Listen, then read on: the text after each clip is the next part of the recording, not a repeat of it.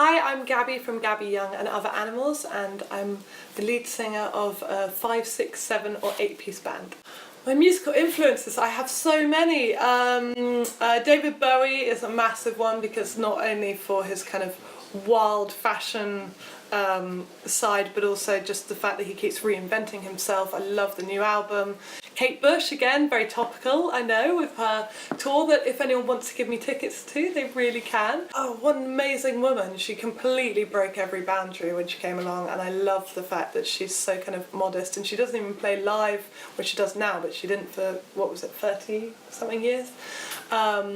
So everything she does is very different. It's very kind of like artistic and not about the tour side, and that's really different for me because I'm all about the tour side. Ani DeFranco as a singer-songwriter is one of my favourites. I think her lyrics are unbelievable. Stevie Wonder, loads of jazz, Louis Prima, Michael Jackson. Laura Marling's really interesting. I mean, for such a young girl to write such incredibly grown-up songs was quite spellbinding. I love Tune-Yards, I think she's doing awesome things. Imogen Heap, she's doing amazing things. Amanda Palmer, just for sheer force of a woman, I love that.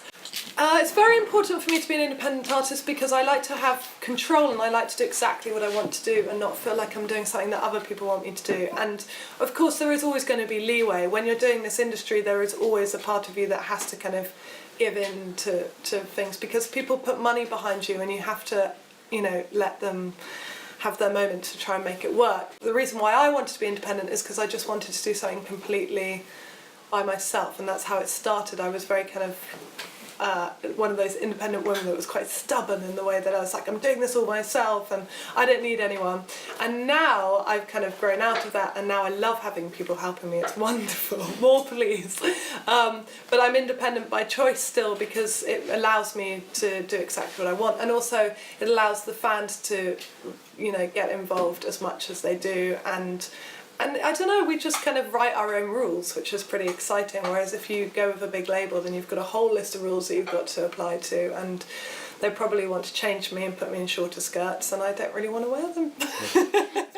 So I decided to do Kickstarter at the beginning of last year because we wanted to do our third album. We were ready with songs ready to go, and it was just a case of not having the funds, and so, you know, crowdfunding was something that I'd done before in the past and I really wanted to do it again.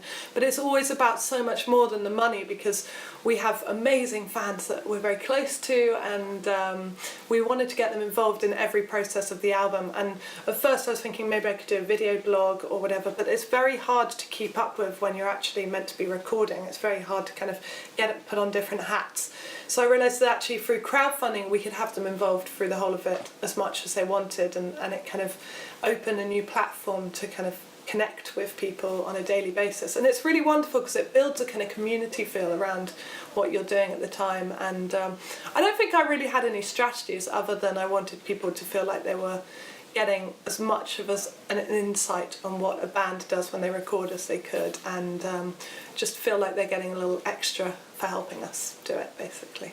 So when I was 22 I had thyroid cancer. I found out because I had a lump in my throat, and I did a band practice and I was like, something doesn't feel right, and of course spent the night on Google going, oh my god, I'm gonna die, and it was awful and very dramatic, but I actually didn't think it really was something bad. I just kind of, you know, am a drama queen. And then I went to the doctor the next day and he was like, well, we're just gonna do some tests, I'm sure it's just a cyst, nothing to worry about.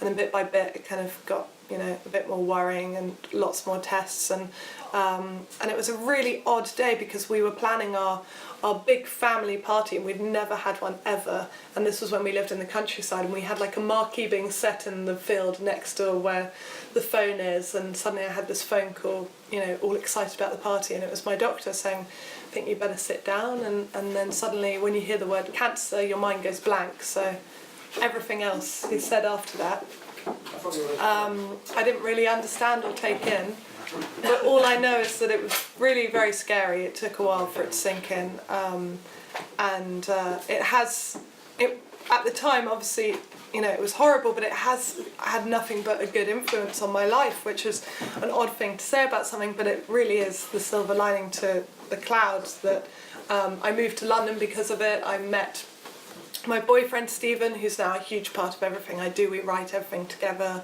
He does the arranging, the production, and it's basically my life here. So I feel like it's really kind of had a very positive impact on me, and also I got a chance to kind of sit still for a few months, which I don't normally do, and just kind of write and think about what I want to do with my life and take stock, and I'm really thankful for that.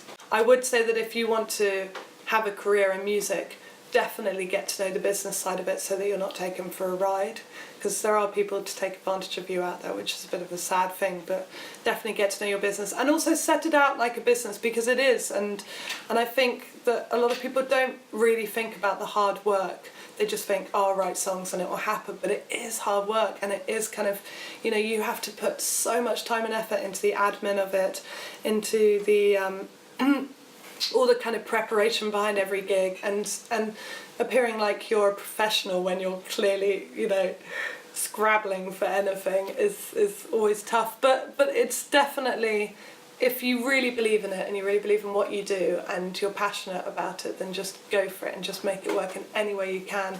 And never think you're above anything, because every gig, even if there's one single person there, they could be a lifelong fan for you, and just gig and do it for free for as long as you possibly can until you really can't stop, you know, eating baked beans every night.